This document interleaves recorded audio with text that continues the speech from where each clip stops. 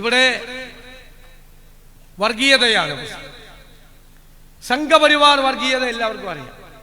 ഏത് സംസ്ഥാനത്ത് ചെന്നാലും വിദ്വേഷ പ്രസംഗം നടത്തി മതങ്ങളെ തമ്മിലടിപ്പിച്ച് അതിൽ നിന്ന് രാഷ്ട്രീയ മുതലെടുപ്പ് നടത്തി ജയിക്കാൻ നോക്കിയാണ് സംഘപരിവാർ, BJPയും സംഘടനകളും, അല്ലേ? ആർക്കും അത്ഭുതമില്ല, അതാണ് പണി, വേറെ ഒരു പണി അറിയില്ല. പക്ഷെ കേരളത്തിലെ CPMഉം അതേ വഴിയിലാണ്. കഴിഞ്ഞ പാർലമെന്റ് തെരഞ്ഞെടുപ്പിൽ കേരളത്തിന്റെ മുഖ്യമന്ത്രി പിണറായി വിജയൻ ന്യൂനപക്ഷ പ്രേമമായിരുന്നു. ആ പ്രസംഗം കേൾക്കണം നിങ്ങൾ. 35 ദിവസത്തെ പ്രസംഗമുണ്ട്. ഗാസയിലെ കുഞ്ഞുങ്ങളെ കുറിച്ച്, പാലസ്തീനിലെ യുദ്ധത്തെക്കുറിച്ച്, പൗരത്വ രജിസ്റ്ററിനെ കുറിച്ച്, ന്യൂനപക്ഷങ്ങളുടെ സങ്കടങ്ങളെ കുറിച്ച്. ഇതൊന്നും പറഞ്ഞിട്ട് ന്യൂനപക്ഷമൊന്നും ആരും വോട്ടിയതില്ല. അപ്പൊ തെരഞ്ഞെടുപ്പ് കഴിഞ്ഞപ്പോ നേരെ പ്ലേറ്റ് മാറ്റി. പിന്നെ ഭൂരിപക്ഷ പ്രീണനായി ഡൽഹിയിൽ ചെന്ന് മലപ്പുറത്തിനെതിരായി ഇന്റർവ്യൂ കൊടുത്തു. മലപ്പുറത്തിനെതിരായിട്ട് ഇന്റർവ്യൂ അറിയാലോ. മലപ്പുറത്തിനെതിരായി കൊടുത്ത ആർക്കെതിരെ അറിയാലോ. അത് കഴിഞ്ഞപ്പോ കൂടെ നടക്കുന്ന കിങ്കരന്മാരെല്ലാം വന്നിട്ട് അവരെല്ലാം ഇതേ വർത്താനം തുടങ്ങി. മലപ്പുറത്ത് ജയിച്ചവരുടെ പേര് നോക്കണം, അവരുടെ മതം നോക്കണമെന്ന് വരെ ഈ മന്ത്രിസഭയിൽ ഇരിക്കുന്ന ഒരു മന്ത്രി പറഞ്ഞു. വേണ്ടേ? പറഞ്ഞില്ലേ? പിന്നെ ഇടയ്ക്കിടയ്ക്ക് ഇങ്ങനെ ഷോൾ അണിയിച്ച് സ്വീകരിക്കുന്ന ചില ആളുകളും, പിണറായി വിജയൻ ഇടയ്ക്ക് പൊന്നാട അണിയിക്കുന്ന ആളുകളും ഒക്കെ വർഗീയ വിദ്വേഷ പ്രസംഗം നടത്തി. ഇതിനെയൊക്കെ CPM പ്രോത്സാഹിപ്പിച്ചു, ഇല്ലേ?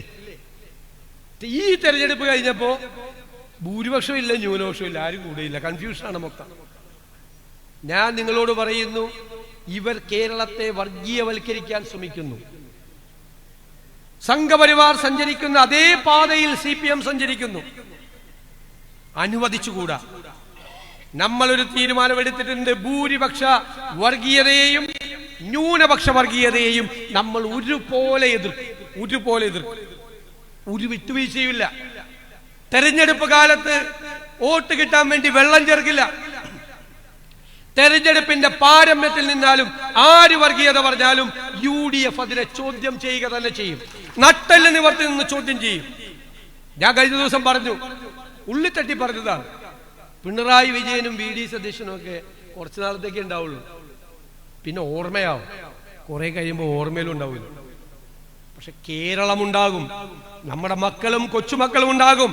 അവര് ജീവിക്കുന്ന ഈ കേരളത്തിൽ തമ്മിലടിച്ച് ജാതിയുടെ മതത്തിന്റെ പേരിൽ തമ്മിലടിച്ച് അവർ ജീവിക്കുന്ന ഒരു സാഹചര്യം നമ്മുടെ കേരളത്തിൽ ഉണ്ടാകാൻ UDF അനുവദിക്കില്ല. വിട്ടുവീഴ്ചയില്ലാത്ത നിലപാടാണ്. അതാണ് UDFന്റെ നിലപാട്. അതുമായി നമ്മൾ മുന്നോട്ട് പോവുക തന്നെ ചെയ്യും. ഞാൻ കരുതുന്നത് മതേതര കേരളം ഇരുകൈകളും നീട്ടി ഈ നിലപാടിനെ ഹൃദയത്തിലേക്ക് സ്വീകരിക്കും. ഒരു സംശയം വേണ്ട.